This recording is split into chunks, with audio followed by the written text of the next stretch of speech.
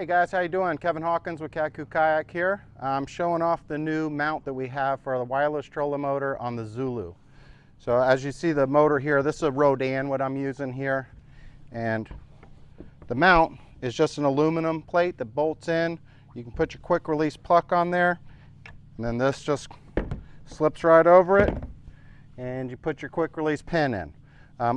This is the prototype here, so this is the one I tested out. I am going to raise it a little bit because it has been a little bit of a pain in the butt sticking the pin in. So I can raise it high enough so this wall's not interfering with putting the pin in. It goes in, but it's a pain in the butt. We want it smoother. So the final product of this will be about, it'll be kind of flush with the top here. And then from there, other than that, it worked great. With this trolling motor in, you can keep this in the forward position and steer with the rudder, which I'll show you in just a little bit. All right, so here's the rudder. This is the new prototype Kaku Tomahawk, obviously the way this thing looks.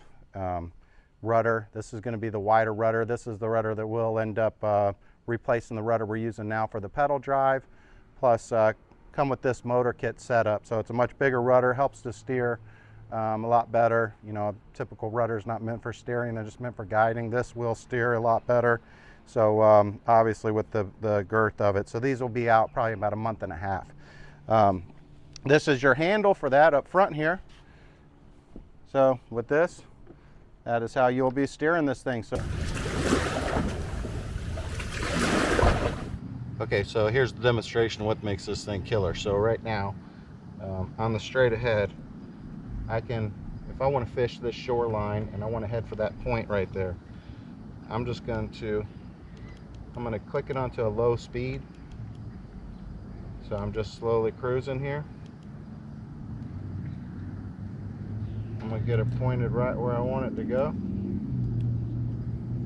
And I'm going to hit track. Now it's going to go straight for that spot. So I can just sit here and fish this whole shoreline.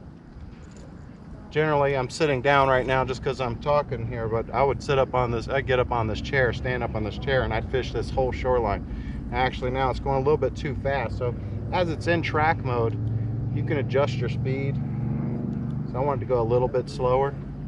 And you can even adjust the course a little bit as you go. But for the most part, now I know I'm still going to keep going to where I want to go, but I can fish the whole time. I can hit the A button, which is spot lock, anchor. I'm going to hit that right here. And I had already passed by where I hit it at, so it's already going to take me where there. But the Rhodan, unlike other trolling motors that I've seen with spot lock, it stays on and it keeps you on the spot.